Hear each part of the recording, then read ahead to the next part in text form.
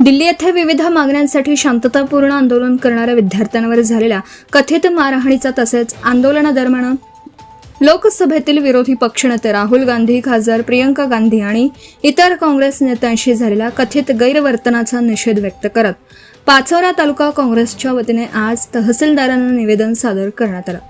तालुका काँग्रेस अध्यक्ष सचिन सोमवंशी यांच्या नेतृत्वाखाली देण्यात आलेल्या या निवेदनात विद्यार्थ्यांवरील कथित मारहाणीची निष्पक्ष चौकशी करून दोषींवर कठोर कायदेशीर कारवाई करण्यात यावी तसेच लोकशाही व्यवस्थेत विरोधी पक्षाला आपली भूमिका मांडण्याचा घटनात्मक अधिकार अबाधित राहावा यासाठी शासनाने आवश्यक पावले उचलावीत अशी मागणी करण्यात आली।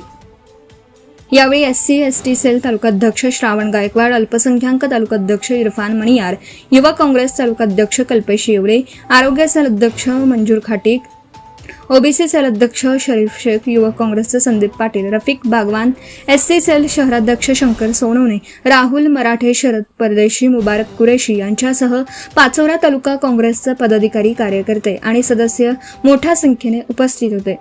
याप्रसंगी उपस्थित कार्यकर्त्यांनी लोकशाही मूल्यांचे संरक्षण करण्याची तसेच संबंधित प्रकरणातील दोषींवर कठोर कारवाई करण्याची मागणी केली। नहीं चलेगी, नहीं चलेगी। मोदी तेरी तानाशाही नहीं चलेगी, नहीं चलेगी। अमित शाह की तानाशाही नहीं चलेगी, नहीं चलेगी। धर्मेंद्र प्रधान की तानाशाही नहीं चलेगी, नहीं चलेगी। राहुल जी तुम संघर्ष करो, हम तुम्हारे साथ हैं। प्रियंका जी तुम संघर्ष करो, हम तुम्हारे साथ हैं। सचिन दादा तुम आगे बढ़ो, हम तुम्हारे साथ हैं। जंतर मंतर येथे विद्यार्थी देशाचं आंदोलन करत होते की धर्मेंद्र प्रधान जो आहे त्याने राजीनामा द्यायला पाहिजे यासाठी जे आंदोलन चालू होतं त्या आंदोलनाला जे हिंसक वळण हे पोलिसांनी दिलेलं आहे, सरकारने लावलेलं आहे। एक डायलॉग सुद्धा होऊ शकत नाही। म्हणजे हुकुमशाहीची जी सुरुवात होती जी आम्ही आधीपासून सांगत आलो 2014 पासून की एक हुकुमशाह जन्माला येतोय आणि तो हुकुमशाह जन्माला आलेला आहे, तो काम त्याचं कार्य करतो आहे। कारण ज्याला परिवारच नाहीये त्यांना परिवाराबद्दलची चिंता काय राहणार आहे। आणि म्हणून ज्या जंतर मंतर जो प्रकार झाला तो डायलॉग करण्यासाठी संसदेमध्ये माननीय विरोधी पक्षनेते 150 कोटी जनतेचा आवाज जो आवाज त्या संसदेमध्ये होता तो संसदेमधला आवाज सुद्धा त्यांनी बंद करायचं काम केलं। म्हणून त्यांनी जंतर मंतरच्या त्या संसदेच्या बाहेर जाऊन PM आवाजच्या बाहेर त्यांनी आंदोलन केलं। अक्षरशः 150 कोटी जनतेचा जो आवाज आहे जो विरोधी पक्षनेते राहुल गांधींना अक्षरशः जेव्हा उचललं अख्ख्या देशाने बघितलेलं आहे।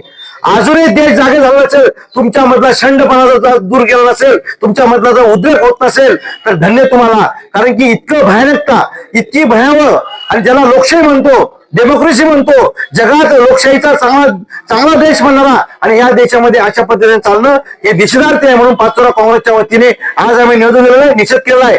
याच्या पुढे तीव्र आंदोलन करू आणि देशभरामध्ये मी तुमच्या माध्यमातून सांगतोय की आपण इतकं तीव्रता व्हायला पाहिजे। एक महाराष्ट्राचा मुलगा तिथे आंदोलन करतो आहे, महाराष्ट्राचे लोक तिथे फूड पाकिट पाठवत आहेत, महाराष्ट्राचे विद्यार्थी देत आहेत। या विद्यार्थ्यांना जात नव्हती, या विद्यार्थ्यांना धर्म नव्हता, या विद्यार्थ्यांनी त्यातल्या अनेक युवकांनी यांनाच मतदान केलं होतं आणि यांना मतदान करून यांना सत्य बसवलं होतं। आणि त्या युवकांना जेव्हा काठ्या बसल्या, ज्या अक्षरशः मुलींचे कपडे फाडले, अक्षरशः पोलीस डिपार्टमेंटच्या काही लोकांनी तरी काठ्याने मारलं, अक्षरशः ते गुंड, खासगी गुंड तोंडाला मास्क लावून ते अटॅक करत होते। अक्षरशः हे सगळं बेचिराग परिस्थिती पूर्ण देश बघला, देश पेटलेला आहे, देश पेटतो आहे आणि याच्यापेक्षा फार मोठा उद्रेक होणार आहे। आणि म्हणून या देशाच्या सरकारला मी सांगत असतो की हा उद्रेक जर तुम्हाला आता कमी करायचा असेल तर तात्काळ तुम्ही धर्मेंद्र प्रधाननी अख्खा मंत्रिमंडळाचा राजीनाम्याची वेळ गेले आहे आणि म्हणून या घटनेचा आम्ही या ठिकाणी निषेध करतो। लोकनायक न्यूज